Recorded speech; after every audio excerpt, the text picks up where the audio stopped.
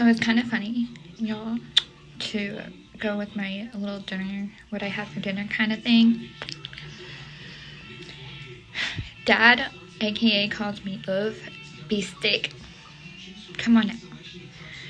Every time he says beefsteak, he smiles. And he knows I dislike meatloaf.